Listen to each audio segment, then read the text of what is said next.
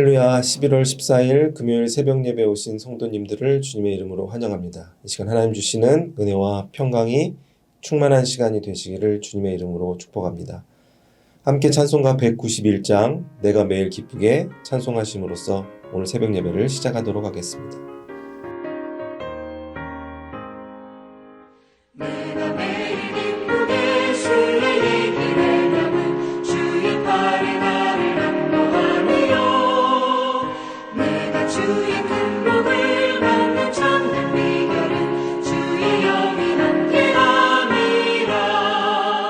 성령이 계시네 할렐루야 함께하시네.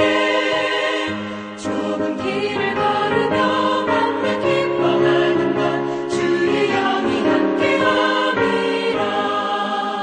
저는 죄에 빠져서 평안함이 없을 때 예수 십자가의 공로 힘입어 그 발 아래 엎드려 참된 평화 얻음은 주의 영이 함께함이라. 성령이 계시네 할렐루야 함께하시네. 좁은 길을 걸으며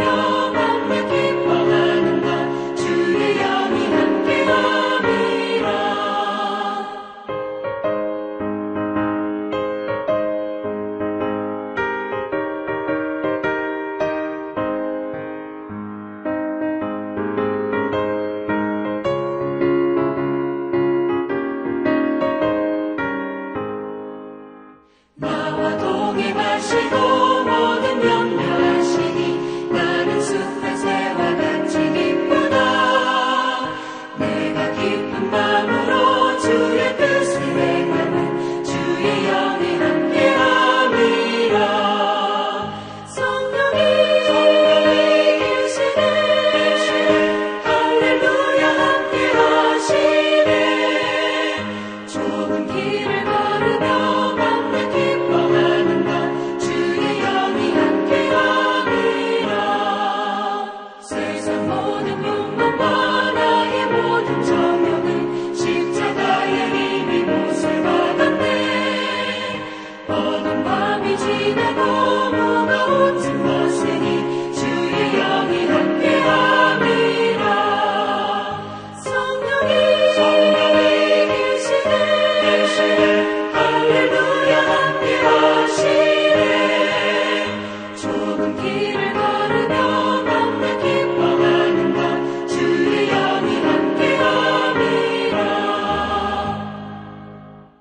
거룩하신 하나님 아버지, 오늘도 우리에게 새로운 하루를 허락하여 주심에 감사를 드립니다. 특별히 오늘 이 시간, 오늘 저녁에 있을 금요 워십을 위해서 우리가 한마음으로 기도합니다. 또 말씀 전하시는 이종서 목사님, 성령의 충만함을 허락하여 주시고 또 예배를 준비하고 예배에 참여하는 모든 성도님들이 살아계신 하나님을 음성을 듣는 그들의 모든 기도의 제목들이 응답받는 축복의 시간, 은혜의 시간 될 수 있도록 아버지 하나님께서 함께하여 주시옵소서. 그래야 금요 워십 인원들이 더욱더 부흥하고 우리가 영적으로 양적으로 부흥하여 이 예배를 통하여 우리가 하나님이 원하시는 모습으로 변화되는 거듭나는 귀한 은혜의 시간 될 수 있도록 아버지 하나님께서 인도하여 주시옵소서. 이 시간 다시 사도행전의 말씀을 봅니다. 말씀을 읽을 때 우리의 마음을 열어주시고 나에게 주시는 하나님의 음성을 듣게 하여 주시고 하나님 주시는 비전을 발견할 수 있는 성령 충만한 시간이 될 수 있도록 아버지 하나님께서 역사하여 주시옵소서. 이 모든 것에 감사드리며 살아계신 주 예수 그리스도의 이름으로 기도하옵나이다. 아멘. 오늘 우리에게 주시는 하나님의 말씀은 신약성경 사도행전 26장 8절에서 23절까지의 말씀입니다. 당신들은 하나님이 죽은 사람을 살리심을 어찌하여 못 믿을 것으로 여기나이까? 나도 나사렛 예수의 이름을 대적하여 많은 일을 행하여야 될 줄 스스로 생각하고 예루살렘에서 이런 일을 행하여 대제사장들에게 권한을 받아가지고 많은 성도를 옥에 가두며 또 죽일 때에 내가 찬성 투표를 하였고 또 모든 회당에서 여러 번 형벌하여 강제로 모독하는 말을 하게 하고 그들에 대하여 심히 격분하여 외국 성에까지 가서 박해하였고 그 일로 대제사장들의 권한과 위임을 받고 다메섹으로 갔나이다. 왕이여 정오가 되어 길에서 보니 하늘로부터 해보다 더 밝은 빛이 나와 내 동her들을 둘러 비추는지라. 우리가 다 땅에 엎드러짐에 내가 소리를 들으니 히브리 말로 이르되 사울아 사울아 내가 어찌하여 나를 박해하느냐. 가시체를 뒷발질하기가 내게 고생이니라. 내가 대답하되 주님 누구시니까. 주께서 이르시되 나는 내가 박해하는 예수라. 일어나 너의 발로 서라. 내가 내게 나타난 것은 곧 내가 나를 본 일과 장차 내가 내게 나타날 일에 너로 종과 증인을 삼으려 함이니 이스라엘과 이방인들에게서 내가 너를 구원하여 그들에게 보내어 그 눈을 뜨게 하여 어둠에서 빛으로 사탄의 권세에서 하나님께로 돌아오게 하고 죄사함과 나를 믿어 거룩하게 된 무리 가운데서 기업을 얻게 하리라 하더이다. 아그리빠 왕이여 그러므로 하늘에서 보이신 것을 내가 거스르지 아니하고 먼저 다메섹과 예루살렘에 있는 사람과 유대 온 땅 이방인에게까지 회개하고 하나님께로 돌아와서 회개에 합당한 일을 하라 전하므로 유대인들이 성전에서 나를 잡아 죽이고자 하였으나 하나님의 도우심을 받아 내가 오늘까지 서서 높고 낮은 사람 앞에서 증언하는 것은 선지자들과 모세가 반드시 되리라고 말한 것밖에 없으니 곧 그리스도가 고난을 받으실 것과 죽은 자 가운데서 먼저 다시 살아나사 이스라엘과 이방인들에게 빛을 전하시리라 함이나 하니라. 아멘. 저희는 계속해서 사도행전 말씀을 보고 있습니다. 이제 사도행전 말씀도 후반부로 이어지고 있는데요. 사도행전 21장 이후에는 이제 사도 바울이 선교를 마치고 이제 고난받는 모습들이 계속해서 나오게 됩니다. 예루살렘에 도착한 바울을 기다리고 있었던 건 같은 민족, 유대 민족의 그런 고발과 그들의 비난과 핍박이었습니다.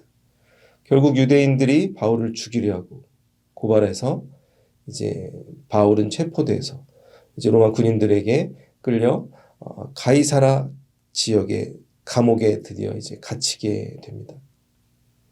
여러 도시를 돌면서 목숨을 걸고 복음을 전한 교회를 세웠던 사도 바울은 결국 예루살렘에서 같은 민족에게 고발당하는 그런 안타까운 처지에 처하게 된 것입니다.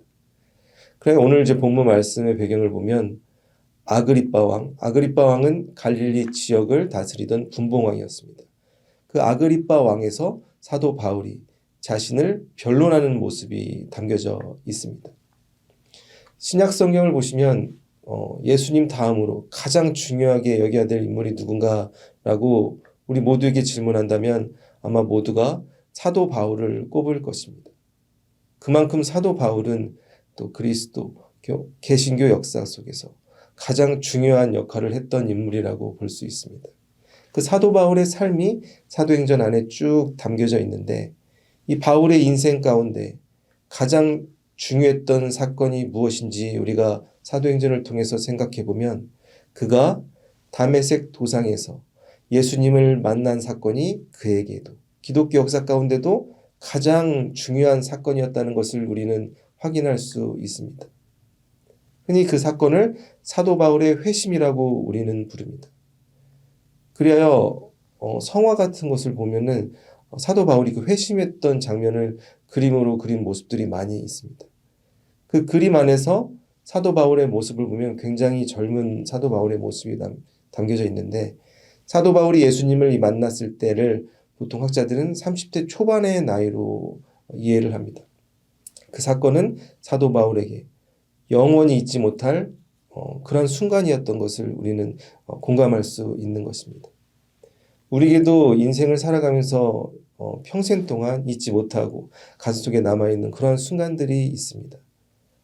나의 남편, 나의 아내를 처음 만났던 순간이라던가 나의 아이들이 태어났던 순간 아니면은 처음으로 미국 왔던 순간 처음으로 영주권을 받았던 순간이라든지 우리 삶 속에서도 평생 동안 가슴속에 잊지 않고 이렇게 남아있는 그러한 순간들이 있을 거라고 저는 생각합니다.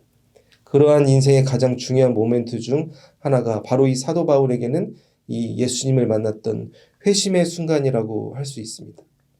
이 사도 바울이 회심했던 이 사건은 사도행전 안에서 총 3번 등장합니다. 사도행전 9장에서는 사도행전을 기록한 누가가 이제 바울이 예수님을 만났던 사건을 이렇게 기록하고 있고 22장에서는 자신을 죽이려는 그 유대인들 앞에서 바울이 자신이 어떤 사람인지 얘기하며 자신이 만났던 예수님에 대해서 이렇게 얘기하는 장면이 나옵니다. 그리고 마지막으로는 오늘 함께 읽은 본문 26장에서 바울이 다시 한번 자신이 만난 예수님을 전하는 장면이 나오게 되는 것입니다. 26장에서는 사도 바울이 자신을 이제 변론하고 있죠. 22장과 비슷하다고 볼 수 있습니다. 유대인들이 나를 핍박하고 고발한 이유들이 여러 가지 있다라고 하면서 유대인들이 나를 고발한 이유에 대해서 조금 다르게 해석하는 사도 바울의 모습이 보입니다. 우리가 어제 읽었던 26장 6절, 7절의 말씀을 다시 한번 함께 읽어보겠습니다. 이제도 여기 서서 신문받는 것은 하나님이 우리 조상에게 약속하신 것을 바라는 까닭이니 이 약속은 우리 12지파가 밤낮으로 간절히 하나님을 받들어 섬김으로 얻기를 바라는 바인데 아그리빠 왕이여 이 소망으로 말미암아 내가 유대인들에게 고소를 당하는 것이니이다. 아멘. 사도 바울은 분명하게 유대인들이 나를 고발한 이유에 대해서 자신이 가지고 있는 생각을 이야기합니다. 내가 이렇게 같은 민족에게 고발당하고 재판하고 신문받는 이유는 하나님께서 우리 조상에게 하신 약속 때문이다라고 말하고 있는 것입니다. 하나님께서 유대인들에게 했던 그 약속은 무엇일까요? 그 약속에 대해서 7절에 사도 바울은 다시 한번 분명히 얘기합니다. 그 약속, 하나님이 우리에게 주신 약속은 유대인들이 오랫동안 소망했던 일이다. 그런데 그 약속에 대한 소망 때문에 내가 고발당하고 이러한 신문을 받게 되었다라고 사도 바울은 말하고 있는 것입니다. 그리고 이어서 오늘 본문 26장 8절에 사도 바울은 이어서 이렇게 많은 사람들 앞에서 변론을 이어갑니다. 당신들은 하나님이 죽은 사람을 살리심을 어찌하여 못 믿을 것으로 여기나이까. 아멘. 사도 바울은 갑자기 하나님께서 유대인들, 우리 조상에게 주었던 그 약속 때문에 내가 이렇게 고발을 당하게 되었다라고 말하다가 갑자기 죽은 사람을 살리심을, 하나님께서 죽은 사람을 살리신 것을 왜 믿지 못합니까? 라고 말을 하고 있습니다. 죽은 사람을 살리신 것은 무엇을 의미합니까? 바로 예수님을, 하나님께서 부활케 하신 사건을 이야기하고 있는 것입니다. 다시 처음으로 돌아가서 하나님께서 유대인의 조상 아브라함을 통해서 약속해 주셨던 그 약속의 내용은 무엇이었습니까? 너희들을 구원할 메시아를 보내줄 것이다. 즉 이스라엘 민족들은 오랜 시간 동안 몇백 년 동안 자신들을 구원해줄 메시아들을 기다리고 있었습니다. 그것이 하나님께서 그들에게 주신 약속이었습니다. 그럼에도 불구하고 하나님의 약속이 이 땅에서 이루어졌지만, 예수 그리스도가 이 땅에 오셨지만 그것을 믿지 못하는 사람들에게 사도 바울은 다시 한번 이야기하는 것입니다. 왜 당신들은 하나님께서 예수님을 부활케 하신 것을 믿지 못합니까? 예수님께서 우리가 기다리던 우리를 구원할 메시아 그리스도입니다 라고 예수님을 변호하는 모습을 우리는 말씀 안에서 발견할 수 있는 것입니다.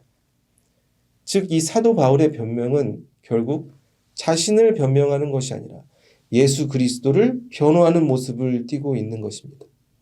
하나님께서 이 세상을 사랑하셔서 예수 그리스도를 이 땅에 보내주시고 예수 그리스도가 우리를 때문에 십자가에서 못 박혀 죽으시고 하나님께서 그 그리스도를 다시 부활하게 해주셔서 죽음을 이기고 예수님을 믿는 모든 사람들이 구원에 이르게 하였다.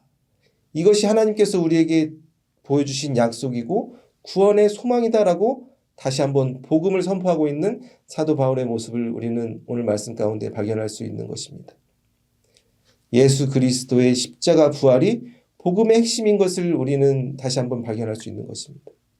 예수 그리스도의 부활을 믿지 못하면 예수님께서 나를 위해, 우리를 위해 십자가에 못 박혀 죽으시고 돌아가시고 우리를 위하여 다시 부활하신 것을 믿지 못한다면 우리의 믿음이 아무런 소용이 없다고 사도 바울은 바울서신에서 여러 번 우리에게 말씀하고 있습니다. 하지만 바울 자신 스스로도 그 전에는 예수님을 믿지 못했던 삶을 살아갔습니다. 그래야 다시 한번 많은 사람들 앞에서 자신이 그랬던 것 같이 똑같이 예수님을 믿지 못하는 사람들에게 바울은 다시 한번 자신의 예전의 삶을 이야기합니다. 나도 당신들과 같이 예수님을 믿지 못하고 오히려 예수님을 핍박하는 삶을 살았습니다. 그리고 다시 한번 자신이 경험한 예수 그리스도를 그들 앞에서 말합니다. 내가 다메섹으로 가는 길 위에서 큰 빛을 보고 눈이 멀게 되고 예수님의 음성을 듣게 되었습니다. 그 후에 나의 삶이 거듭나고 변화되었다. 사도 바울은 자신의 이야기를 많은 사람들에게 전하는 것입니다. 오늘 26장 사도행전 본문의 핵심은 유대인들이 그들에게 소망하던 구원의 약속이 이루어졌지만 그 약속을 경험하고도 믿지 못했던 안타까운 모습을 우리는 말씀 안에서 발견할 수 있습니다. 몇백 년 동안 기다렸던 하나님들이 그들에게 약속하셨던 그 구원의 약속, 예수 그리스도가 이 땅에 오셨지만 그 소망이 이루어졌지만 하나님의 그 약속을 자신들의 기준으로 판단하여 예수님을 구원자로 받아들이지 못하는 안타까운 모습을 말씀 안에서 우리가 볼 수가 있는 것입니다. 그들이 예수님을 믿지 못했던 이유가 무엇이었을까요? 내가 믿는 하나님은 그렇게 초라한 모습으로 십자가에서 돌아가실 뿐이 아니다. 하나님께서 그 예수님을 부활하게 하실 필요도 없다. 자기 나름의 생각대로 하나님의 약속을 재단하고 기대했기 때문입니다. 그들의 삶 가운데 하나님의 능력이 보여지고 하나님의 음성이 들려져도 그들은 그 하나님의 일하심을 깨닫지 못했던 것입니다. 그 이유에 대해서 사도행전 26장 17절 사도 바울은 이렇게 말씀합니다. 그 눈을 뜨게 하여 어둠에서 빛으로 사탄의 권세에서 하나님께로 돌아오게 하고 죄사함과 나를 믿어 거룩하게 된 무리 가운데서 기업을 얻게 하리라 하더이다. 아멘. 그 눈을 뜨게 하여 어둠에서 빛으로. 즉 사도 바울도 주님을 만나고 그의 육체적인 눈이 멀었던 것처럼 많은 사람들이 영적으로 눈이 가려져 있기 때문에 어둠에서 살아가기 때문에 그 빛이 비추어져도 그들이 깨닫지 못하는 안타까운 모습을 사도 바울은 이야기하고 있는 것입니다. 우리는 어둠 가운데 살아가고 있습니다. 영적인 눈이 닫혀 있으면 예수님의 그 빛을 보고도 볼 수 없는 장님과 같은 삶을 살아갈 수밖에 없는 게 인간의 삶인 것입니다. 하나님께서 우리를 다스리고 온 세계를 다스리시더라도 하나님의 일하심을 볼 수 없게 되는 것입니다. 그러므로 우리는 영적인 눈이 떠져야 되는 것입니다.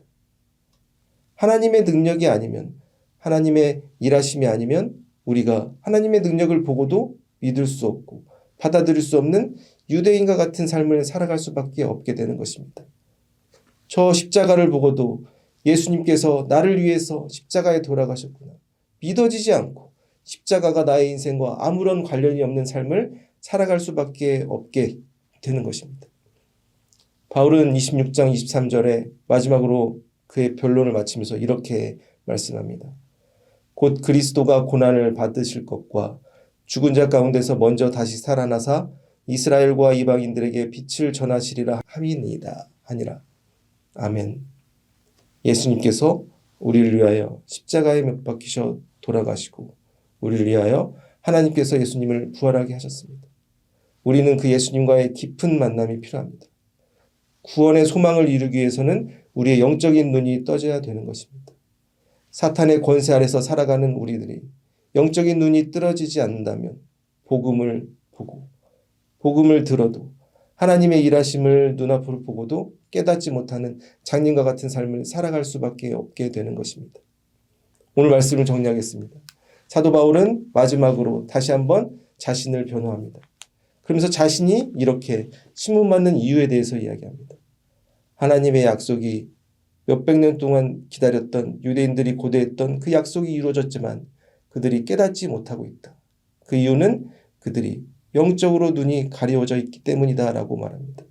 예수님께서 이 땅에 오셔서 나를 부르시고 나를 거듭나게 하시고 증인의 삶을 살아가게 하신 이유는 우리 모두의 눈이 떠져서 하나님의 일하심을 깨닫게 하기 위해서 증인의 삶을 살아가기 위해서 하나님께서 나를 부르셨다 사도 바울은 외치고 있는 것입니다. 사랑하는 성도 여러분, 우리가 예수님과 깊은 만남을 이루어서 우리의 영적인 눈이 떼어져서 하나님의 일하심을 체험하고 예수 그리스도의 십자가를 바라보며 예수 그리스도를 나의 삶의 구원자로 고백하고 믿음의 길로 하나님의 자녀의 삶을 살아갈 수 있는 모든 성도님들이 되시기를 주님의 이름으로 축복합니다. 기도하겠습니다. 거룩하신 하나님 아버지, 우리의 영적인 눈이 띄어지게 아버지 하나님께서 우리 삶을 주장하여 주시옵소서. 우리는 어둠 가운데 살아갑니다. 사탄의 권세 가운데 살아가고 때로는 하나님의 일하심을 나의 기준으로 나의 기대 안으로 제한시키며 살아갈 때가 있음을 고백합니다. 우리를 위해서 십자가에서 돌아가신 예수님을 기억하게 하여 주시고 믿음으로 고백하며 날마다 주님의 길을 걸어갈 수 있는 우리 모두가 되게 하여 주시옵소서. 내 안에 계시는 성령의 음성에 주목하게 하여 주시고 사도 바울과 같이 우리가 거듭나서 복음을 증거하는 증인의 삶을 살아갈 수 있도록 아버지 하나님께서 우리 삶을 인도하여 주시옵소서. 이 세상 가운데 나를 변호하고 나의 삶을 이야기하며 살아가는 삶이 아니라 우리 입술을 통하여 하나님께 찬양과 감사와 영광을 올려드리고 많은 이들에게 예수 그리스도의 사랑, 하나님의 사랑을 전할 수 있는 축복의 통로의 삶을 살아갈 수 있는 우리 모두가 되게 하여 주시옵소서. 이 모든 것에 감사드리며 살아계신 주 예수 그리스도의 이름으로 기도하옵나이다. 아멘. 계속해서 중보 기도 제목을 위해서 개인의 기도 제목을 위해서 기도하시겠습니다.